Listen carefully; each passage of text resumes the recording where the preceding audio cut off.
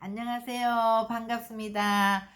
지난 시간에는 우리 출애굽기 이제 18장 모세 장인 이드로가 이방인의 제사장임에도 불구하고 하나님이 행하신 모든 일들을 듣고 함께 기뻐하며 하나님을 알았고 또 하나님을 예배했던 그런 놀라운 사건을 나눴습니다. 근데 이제 그 이드로의 후손, 이드로가 이제 호밥이죠, 이름이. 근데 모세 장인 호밥의 후손 겐 자손 헤벨과 야엘의 이야기를 할 때 제가 사사기 4장 11절인데 11절을 사사기 11장이라고 했더라고요. 죄송합니다. 그 교정합니다. 이제 그리고 그래서 이드로와 같이 이렇게 우리 그 복음이라는 것은 정말 하나님의 지혜에 있어서는 이 세상이 자기 지혜로 하나님을 알지 못하기 때문에 하나님께서 전도에 미련한 것으로 믿는 자를 구원하는 것을 기뻐한다고 했잖아요. 그죠? 그럼에도 불구하고 이제 각 나라의 각 족속에 복음이 이렇게 전하게 되면 이드로와 같이 그 복음을 듣고 기뻐하고 그렇게 반응하는 자들이 있다고 했죠. 이제 그들은 정말 먼저 하나님이 이제 택한 자들인데 이렇게 먼저 택함을 받은 자들. 그러니까 우리 가정에도 그렇고 공동체에도 항상 보면 먼저 그 가정에서 복음을 받은 자들은요. 자기 하나가 예수 믿고 끝나는 것이 아니라 반드시 주 예수를 믿으라. 그리하면 너와 내 집이 구원을 얻으리라. 그 사람을 통해서 그 가족이 다 구원에 이르고 또 하나님이 붙여주신 영혼들을 위해서 계속해서 기도하고 그 구원에 이르게 하는 사명이 있는 거죠. 그래서 그렇게 해서 복음이 우리까지 왔잖아요.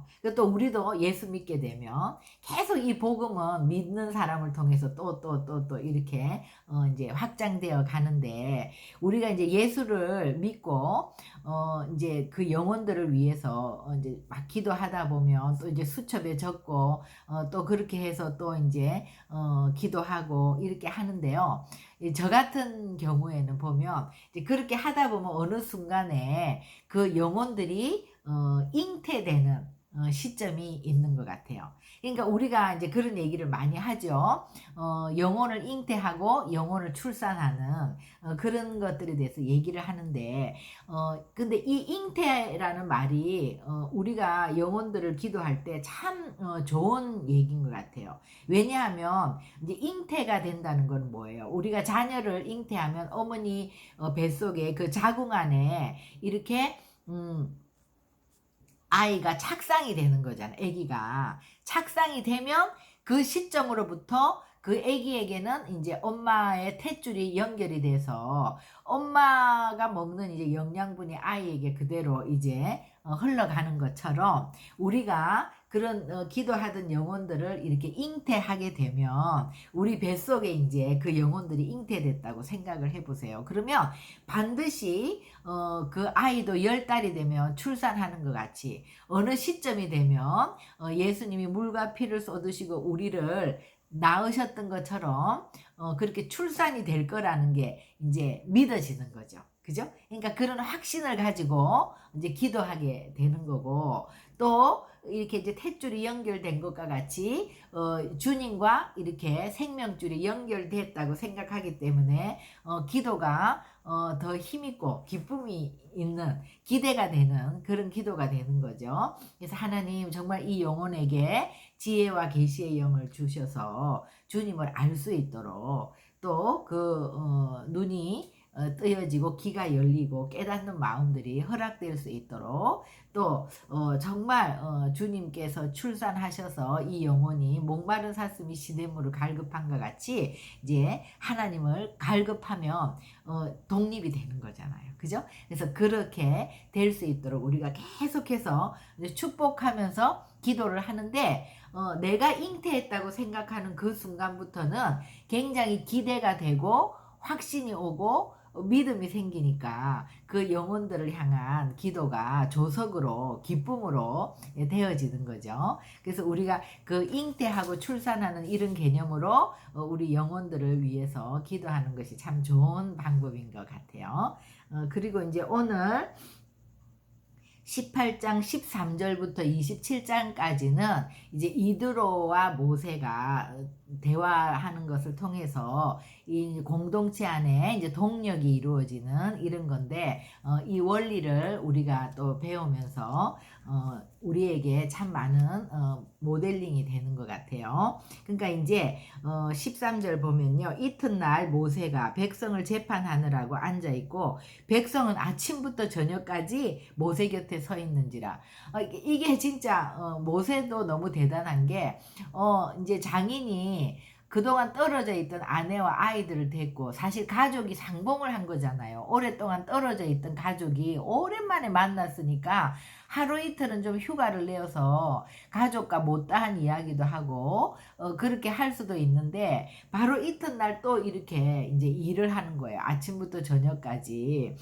그래서 모든 백성들을 재판한다는 게 얼마나 모세 혼자서 감당하기가 힘들겠어요. 그러니까 이 이스라엘 백성들은 430년을 애굽에서 노예살이를 했기 때문에 노예라는 거는 뭐 자기 주장이나 생각이 없죠.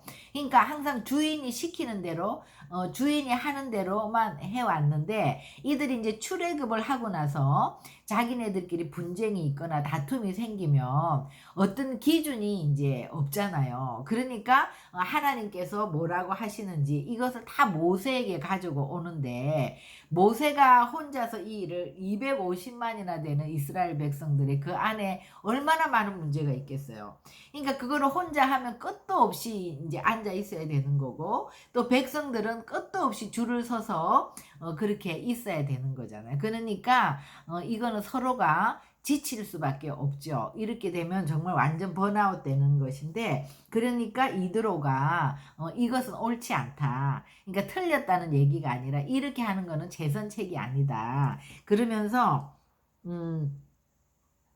너와 또 너와 함께한 이 백성이 필경 기력이 쇠하리니 이 일이 내게 너무 중함이라. 네가 혼자 할 수 없으리라. 그러니까 우리 가정이나 교회 안에서는 무슨 일이든지 함께 하는 것이지 혼자 할 수가 없죠. 우리 그리스도의 몸이라고 하잖아요, 교회를. 그러니까 몸이라는 거는 눈도 있고 코도 있고 입도 있고 손도 있고 발도 있고 다 각자가 일을 하는 건데, 눈이 코와 입의 일을 대신할 수도 없는 것이고 그렇게 하게 되면 안 되죠. 그러니까 이렇게 혼자서 내가 아니면 안 돼라는 이런 거는 없는 것 같아요. 혼자서 이렇게 하다 보면 나만 망하는 것이 아니라 거기에 붙어 있는 모든 사람들이 함께 망하는 길이잖아요. 그래서 이제 내 말을 들으라. 내가 너에게 방침을 가르치리니 하나님이 너와 함께 계실지로다.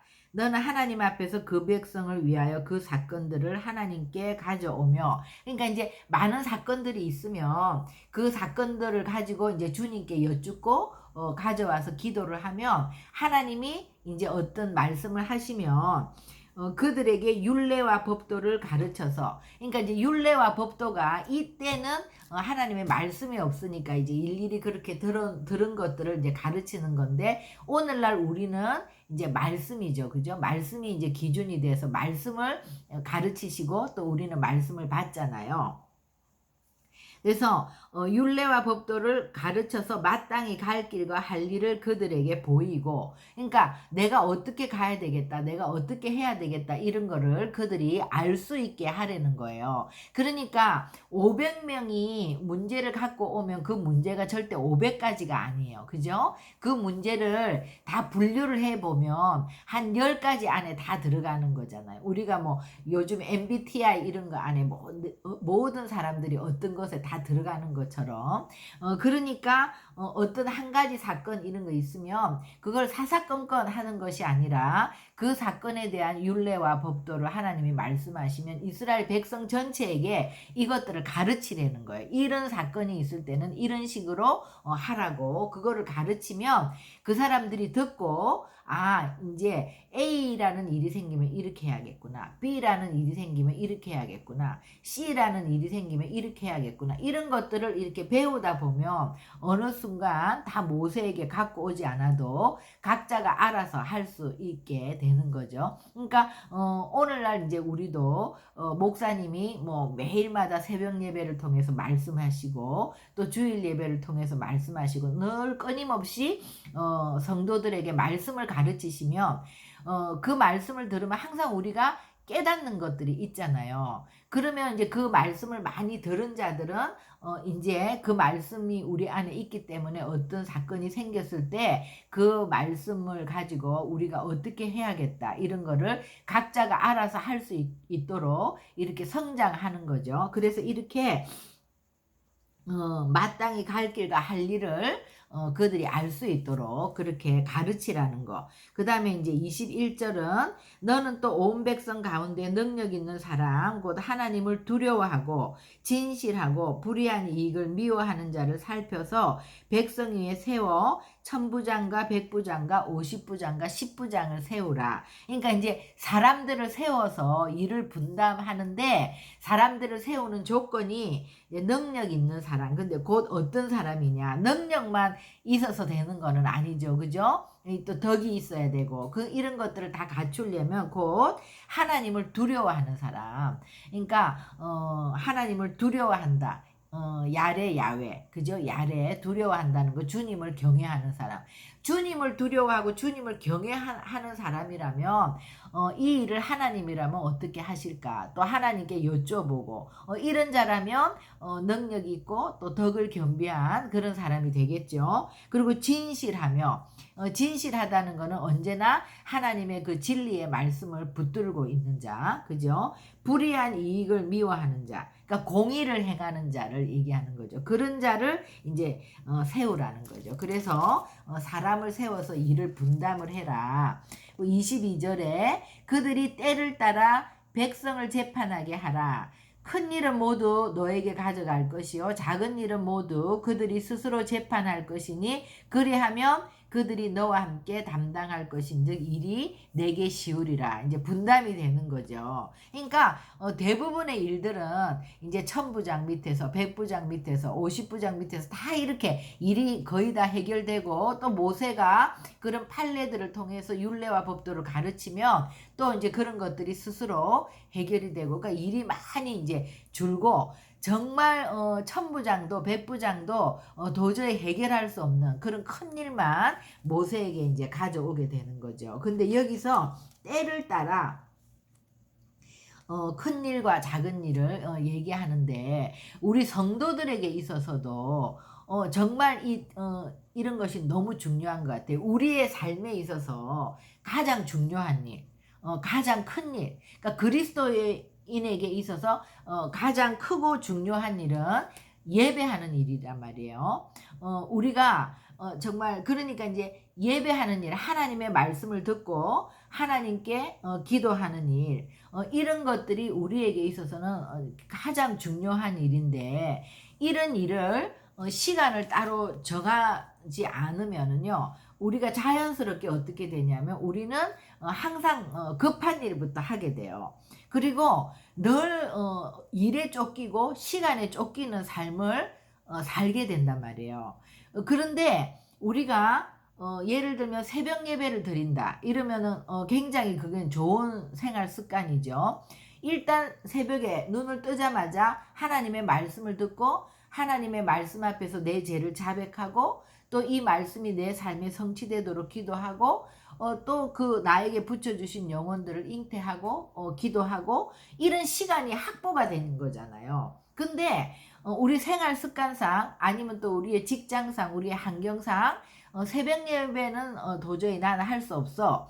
이런 사람은 또 오전에 내가 방해받지 않는 시간을 따로 정해서 그 시간에 말씀을 듣고 기도하고 예배하는 시간을 확보를 하든지 아니면 또 저녁 시간이든지 어쨌든 내가 방해받지 않고 말씀과 기도에 집중할 수 있는 시간을 분명히 우리는 따로 떼어서 그 시간을 정해야 돼요. 그렇지 않으면 우리는 평생 그냥 일에 쫓기다가 큰 일은 다 놓치고 정말 급한 일 중요하지 않은 일만 다람쥐 쳇바퀴 돌듯이 그렇게 하다가 정말 이 일이 우리에게는 노동이 되고 정말 이렇게 지치는 번아웃 되는 그런 삶을 살게 되는 거죠. 근데 우리가 시간이 없는 것 같지만 오히려 하나님께 어떤 시간을 정해 놓고 따로 떼어서 예배하는 시간을 확보한 사람은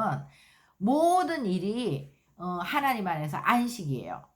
정말 기쁨이 돼요. 그 일을 통해서 우리가 우리의 정체성을 또 발견할 수 있고 그 일을 통해서 하나님을 기쁘게 할 수 있는 에덴이 회복되는 거예요. 에덴에서는 우리가 다스리고 통치하는 이 하나님께서 우리에게 맡겨주신 일들을 하는데 그것이 우리의 노동이 아니었어요. 기쁨이었어요. 즐거움이었어요. 그래서 이렇게 시간을 확보하지 않으면 늘 시간에 쫓기는 삶을 살게 되고 그러다가 일생이 그냥 끝나는 거예요. 예를 들면 우리가 어린아이 때부터 아이들에게 우유를 줄 때 젖을 먹일 때 시간을 따라서 젖을 먹이다가 또 시간을 맞춰서 이유식을 하고 또 이제 이유식이 끝나면 시간 맞춰서 아침, 점심, 저녁을 먹잖아요.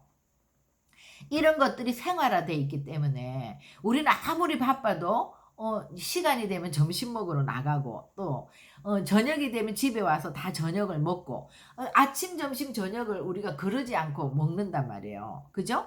이런 것들은 습관화돼 있고 생활화돼 있기 때문에 우리가 그냥 바쁘고 이런 것과 상관없이 하게 되는데 그리고 너무너무 바쁠 때 밥 먹을 시간이 없으면 뭐 차 안에 이동하면서도 뭐 빵을 먹는다든지 김밥을 먹는다든지 간식을 먹는다든지 하여튼 뭔가를 먹게 되는데 우리가 영의 양식은 그렇지 않은 사람들이 많아요. 근데 그렇게 되면 그거는 그리스도인이 아니에요.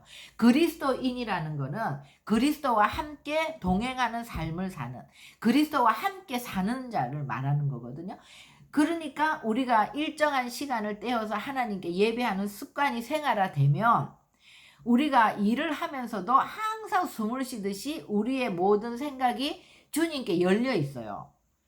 그러면 하나님과 함께 하고 뭘 하다가도 그냥 자연스럽게 하나님 이거는 어떻게 하죠? 하나님 이것을 통해서 주님 어떻게 하실 건데요? 하나님 이거는 왜 이런 거예요? 뭐든지 이렇게 물어보고 또 하나님은 우리에게 모든 것들을 통해서 말씀하시는 분이거든요. 그렇기 때문에 우리가 정말 내가 기도하는 시간에 하나님으로부터 또 듣지만 이 사람을 통해서 또 저 사람을 통해서 또 환경을 통해서 매스미디어를 통해서 심지어는 이런 자연을 통해서도 하나님의 음성을 듣는 귀가 열리는 거예요.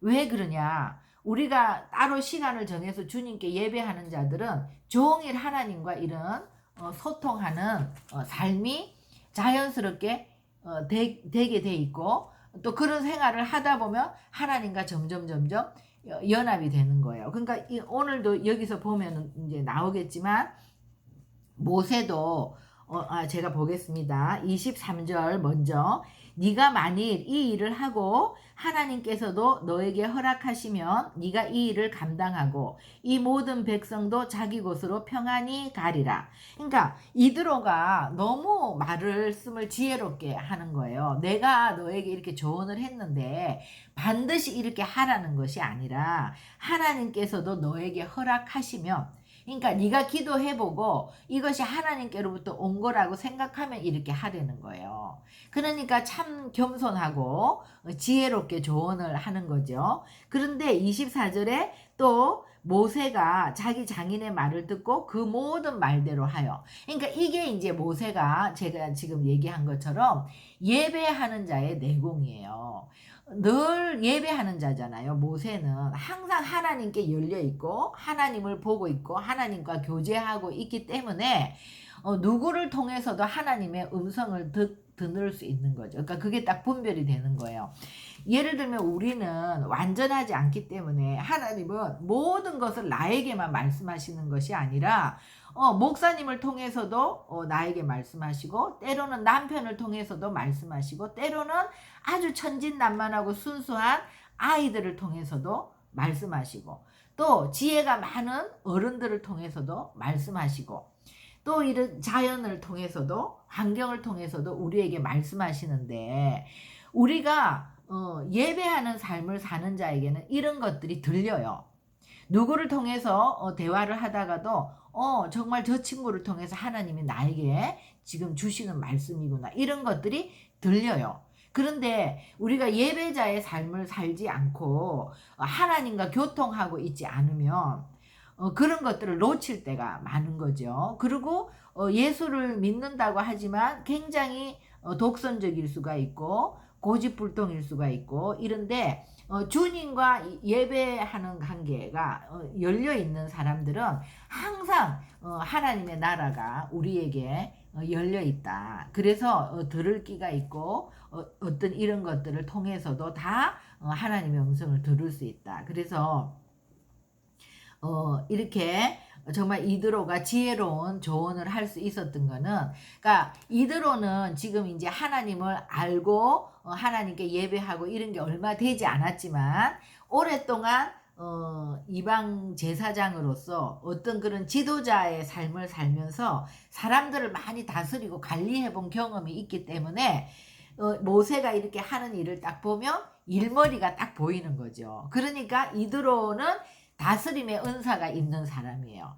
행정적인 은사가 있는 사람이에요. 그죠?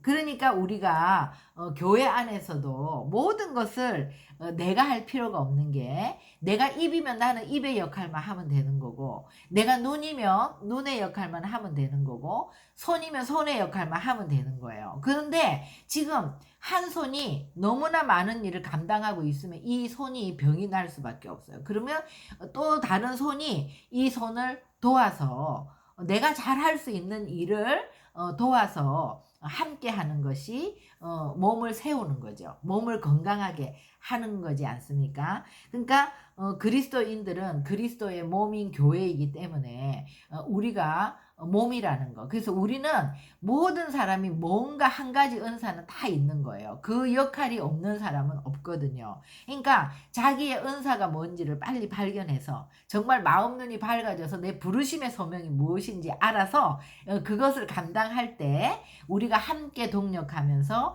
함께 그리스도의 몸을 세우는 자가 되는 것이죠.